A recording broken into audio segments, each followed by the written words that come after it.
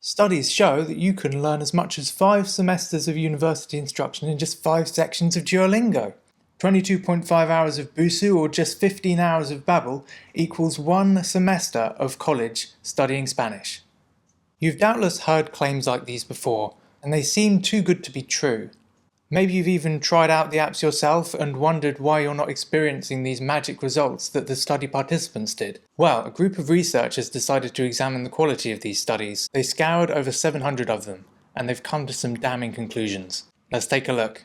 The researchers used an algorithm called CREED to rank each of the studies' quality from low to high. Here's a flowchart representing the original CREED study that they took from previous research. And this is a modified version that they made to be more applicable to the language learning studies that we're looking at. One thing that slightly confuses me about this is that they seem to have removed the rule that automatically puts any study without a control group in the low quality category.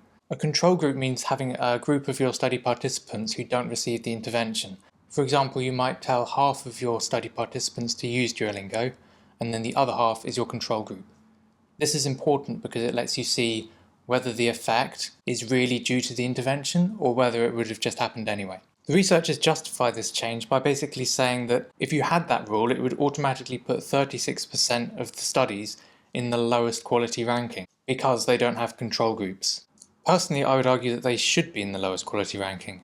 I'm not saying it's totally useless to do studies without control groups, as it can still guide future research, but such studies on their own can't really provide any strong conclusions, simply because you have no way of knowing how much of the improvement was caused by the intervention. So instead, in their modified algorithm, they've got first what they call language acquisition moderators. This checks that the study is reporting important factors that influence how well people learn languages. The treatment intervention conditions makes sure the study provides all the necessary details about the treatment intervention.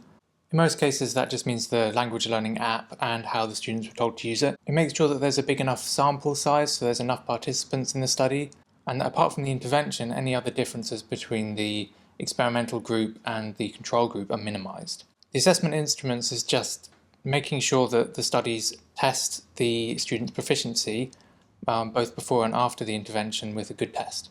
The statistical analysis is about whether the studies use good mathematical methods to determine whether there's any real effect, quantifying any improvement in language proficiency and making sure it's unlikely to be a fluke.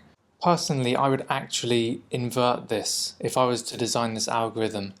I think that assessment instruments and statistical analysis are the most important things, and of course the others are also important, but say a study forgets to include details of the institutional environment, I think that that study can still be at least a medium to high level study. Whereas if a study doesn't do a statistical analysis, in my opinion that should just automatically be low level. As a quick aside, I'm learning Japanese at the moment, but I'm not nearly at the level where I can read academic papers in Japanese yet.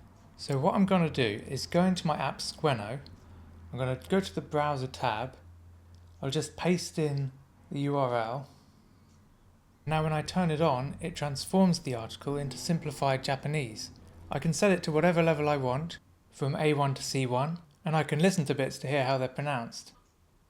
数字を使った L2 の勉強の研究の良さを考える And I can just tap words and the AI 勉強 will tell me what they mean, taking context into account as well. 勉強研究 Or if I'm more in the mood to be spoon-fed, I can just scroll the feed until I find something I'm interested in. Your brain is a powerful language learning machine, and I built Squeno to help language learners like us absorb language naturally by consuming content that's interesting and at just the right level for you.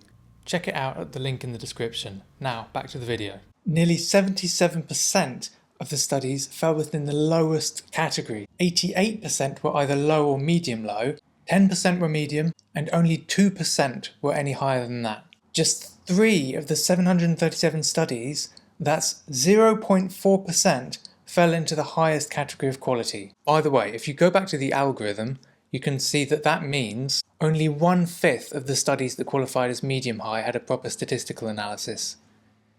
That is shocking. On a more optimistic note, things do seem to be gradually improving. More recent studies do show a trend towards being of higher quality, slightly, and the authors are hoping that their algorithm will help guide other researchers to evaluate their study designs ahead of time. and this will hopefully help improve the quality of language app studies in the future. This paper brings some long-awaited scrutiny to language app research, and I'd like to thank the authors Jack Burston, Androula Athanasiou, and Konstantinos Giannakou. I would personally be very interested to see what the results would be if you reorganised that algorithm a little bit and maybe introduced the control group rule again. Here's hoping for a bit more rigour in language learning app studies going forward. Have you ever been misled into downloading an app because of an exaggerated claim? Let me know in the comments below. And when you're done, please like, subscribe and hit the bell icon. It all helps the algorithm, which thinks that you'll enjoy this video next.